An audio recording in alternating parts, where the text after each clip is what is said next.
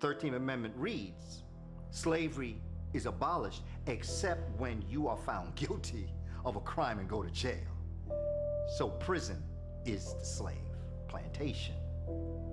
And look at all the things that are denied you in jail is the same thing that were denied Africans on the plantation. Slavery still is very much alive.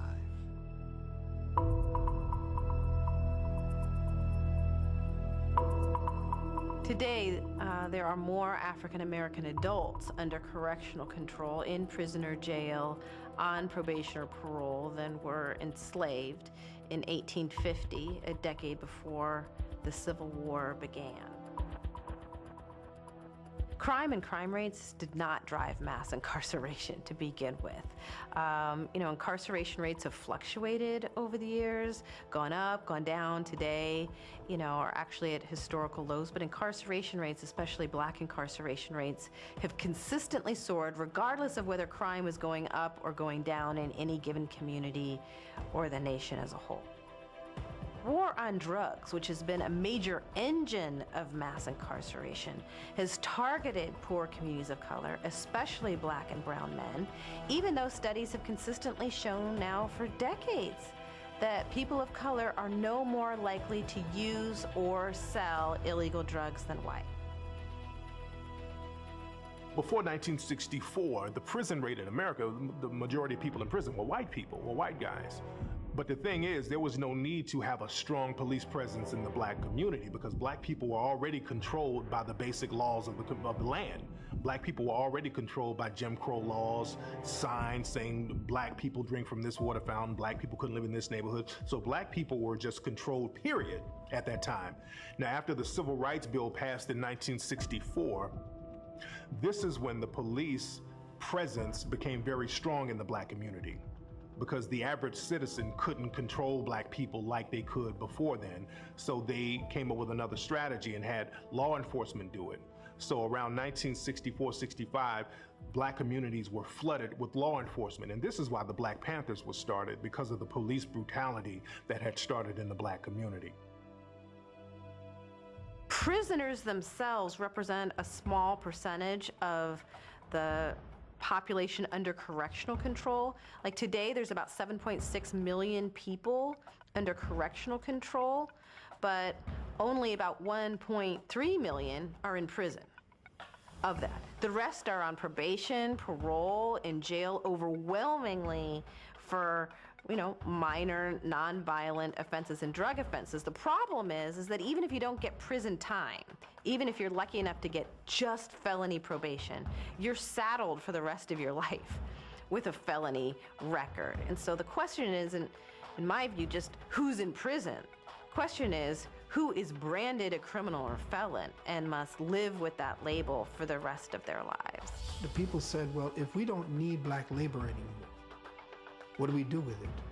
Well, we have to set up a system in the commercial system, or at least incorporate Black people into the commercial system so that they make us money without having to do the labor of kicking cotton or picking sugar cane or whatever. We're already past that. So how do we make a more sophisticated plantation where we can keep slaves? Well, let's criminalize pretty much every damn thing that we do. There are over 1 million laws on the books now. Who needs 1 million laws? Unless you want to control people's behavior. The police presence has always been in the Black community because we are prisoners of war. That's number one. The original police were created to catch slaves. They were slave catchers. There was no need to police a white society. There was no need for that in early America. There was no need for that. Police even became wild when police were always about guarding property. That's what the police are about, guarding property. That's it. Their job gets stretched out to a moral responsibility and public safety and that kind of thing later on in their development.